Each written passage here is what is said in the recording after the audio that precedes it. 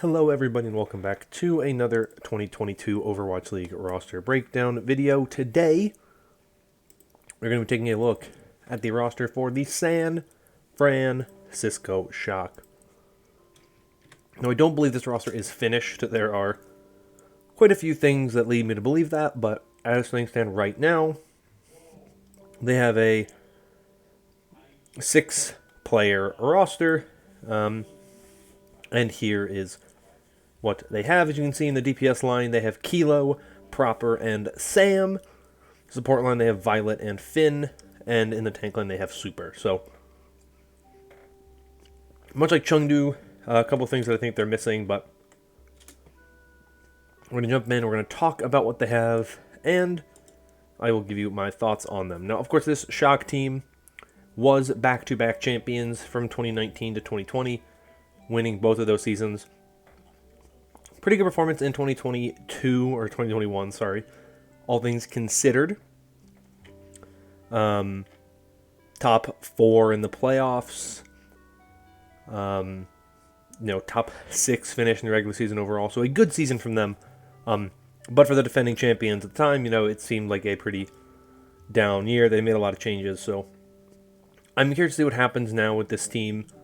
9K returning as an assistant coach. Some new pieces, some new players. It'll be interesting to see. So I'm excited. Let's start, as always, with the DPS line for this team. All 3 DPS players that have on this team are new. Of course, Striker departed early last season, retired during the season, but Ance is gone, Nero is gone. We talked about them with their new teams. Tayo is gone.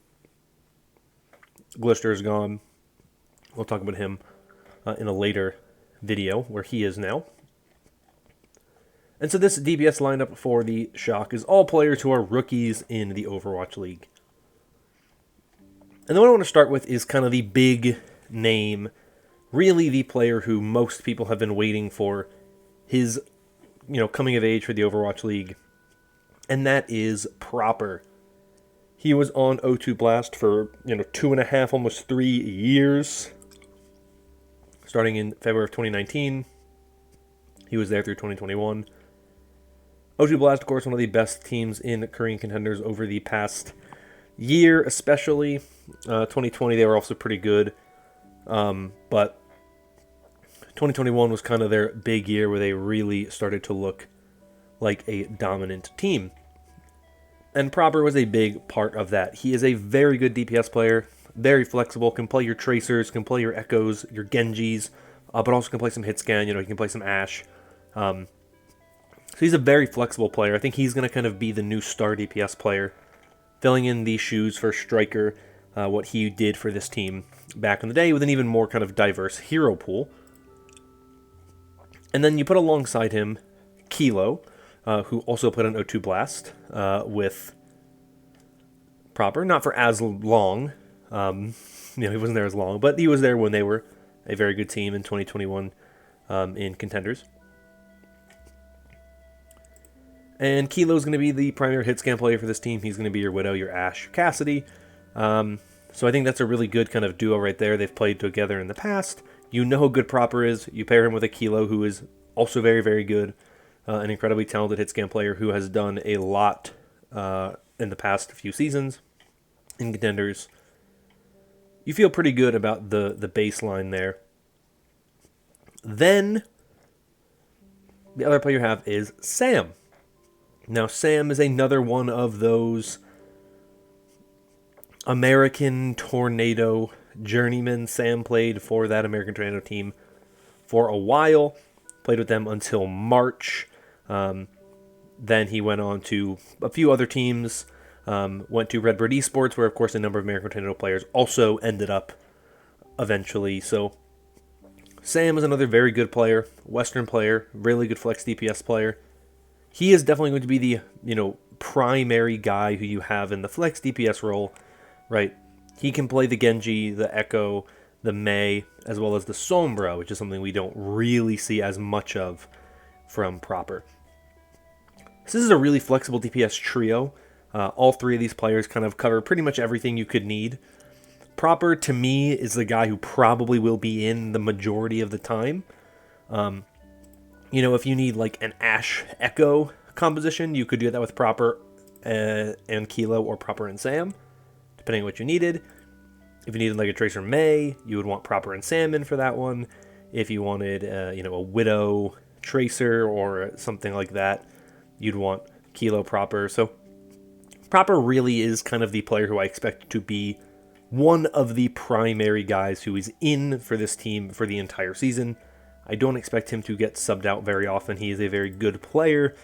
And I think he is going to be the top guy for the Shock when it comes to DPS. And I think he is going to be the guy that they play around for the majority of the season, because that's just the kind of play style he has. Now, there's a possibility, of course, that they opt to go with the support line focused roster, like we kind of saw with New York back in the day, depending on how the game looks. But I think when you think about what this team has been in the past, I think we will see a lot of work being done to kind of set up Proper for success. So that's my assumption. Proper should be one of the best players when it comes to like rookies going into the season.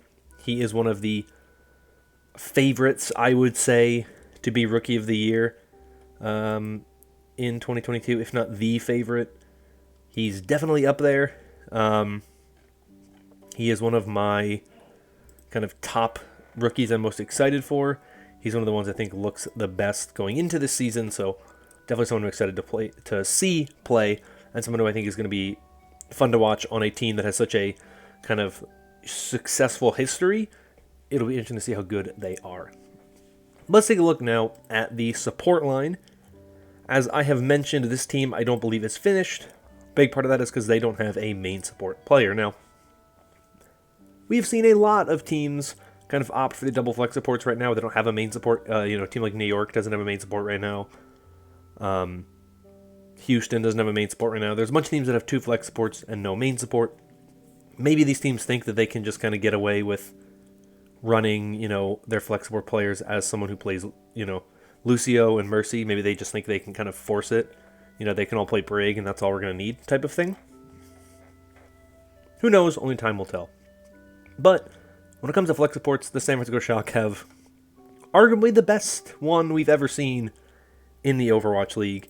We have, of course, Violet here. Now, Violet, very controversial player, I think, just because of his playstyle. He is not the best when it comes to his Ana. We don't really see him play Ana very much because his Ana is not very good. But his Zenyatta and his Baptiste are both incredible and are game-breaking in the way that he plays.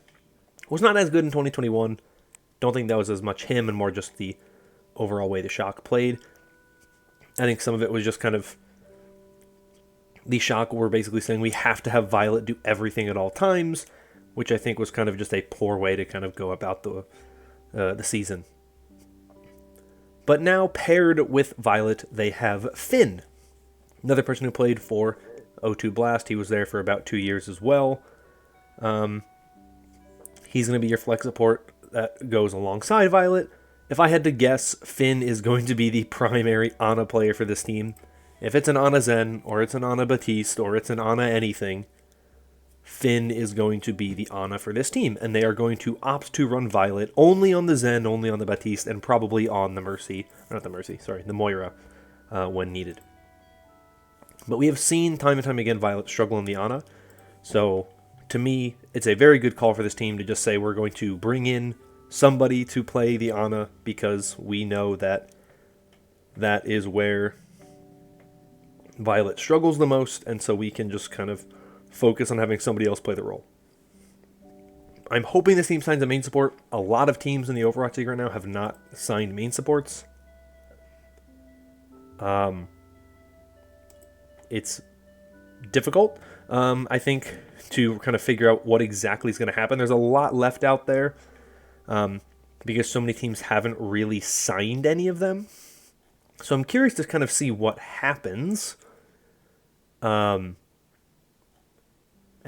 curious to see if anybody actually kind of starts grabbing some big name main supports. soon, because, like I said, there's a lot of them out there. And I feel like this Shock team is very, very, very close to being, immediately a title contender based on kind of what they have right now. But I'm just kind of curious to see how they finish off this roster, what they do in the support line. Because if the entire season, the meta is double flex support, if the entire season it's just, Zen Ana, Bap Ana, Zen Brig, Ana Brig, whatever type of compositions, if it's just double flex support, you can get away with just Finn and Violet all season, well then that's a really good sign and really positive thing for the Shock. But of course I want to see a main support signing, so I'm hoping they sign somebody who they trust on that Lucio role. Maybe they bring back a Moth to be kind of a leadership figure. I think they're going to look to Super mostly for that for 2022, but I think it is possible that we could see a big move like bringing Moth back. But I think it seems more likely to me that they are going to opt for bringing in a rookie based on what we've seen from them so far this season. In their signings so far for 2022, I think we're most likely going to see them bring in a rookie player. The final spot on this roster currently is going to be Super. He is the only tank player currently on this team. Choyobin, of course, retiring in the offseason. So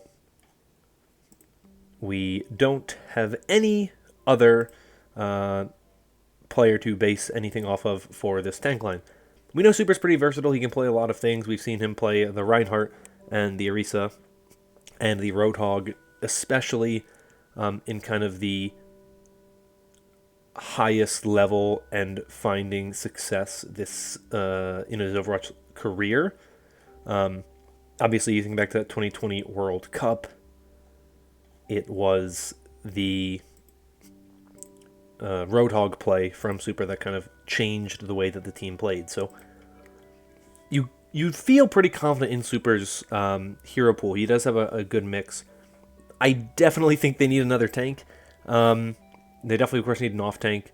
I think Super's Winston is fine, and I think you can do well with that.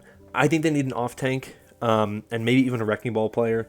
Maybe they just opt not to run Wrecking Ball. Maybe they just kind of say Wrecking Ball metas, Wrecking Ball compositions aren't going to be our cup of tea, and we're just going to accept that fact and kind of adjust and be what we want to be, what we can be without that. Because I do think you can get away with Super running everything else. It is really just that Wrecking Ball that you don't feel the greatest about. But I think that they definitely need an off-tank. There's a lot of off-tanks out there still that are pretty big names. So there's obviously potential for them to sign somebody else. And they will sign another tank player. I don't see a world in which they don't. I don't know exactly where they're going to go. I think obviously people are going to say, what about O2 Blast? Which, if that is what you say, that is understandable why you are saying that. They've been a very good team over the past several years at this point. I would say that the chances of them actually going to get the off-tank from O2 Blast are very, very low because the current off-tank is not eligible. So I don't really think that's who they're going to go for. And most of the tank players on that roster are not eligible. They're going to go for FaZe. He is an off-tank player who is on O2 Blast. He was on Runaway for a while. He wasn't on the team for a really long time, but they could go for him. He's an older guy. I don't really think that he is a player that they have the same interest in getting as what other people maybe would have had in the past. I think he's kind of past a bit of his prime, so I don't really know what to expect from them in the off-tank role. I think there's the possibility for them to sign some other big name players. But you look at the O2 Blast roster, a bunch of those players have gone elsewhere, so I don't really know at this point in time what to expect from them when it comes to the roster they put together. So it'll be interesting to see. You don't really know what to expect from the rest of this roster. It's hard to make a really definite kind of opinion on this team. It's hard to really kind of put down where they are because they aren't finished. There's some pretty obvious things that are missing. They need an off tank here, and once they have a good off tank kind of figured out, I think that this roster will look a lot better. It'll be a lot clearer what the vision is for this team. But we know what the Shock have been in the past, right? This is a very new look for the Shock, with some major changes in the lineup, right? Only 2 players returning from that 2020 championship roster with Super and Violet.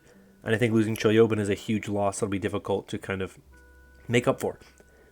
I think this coaching staff is really good with Kasoris, of course, as an assistant coach I didn't mention before, Krusty and 9K.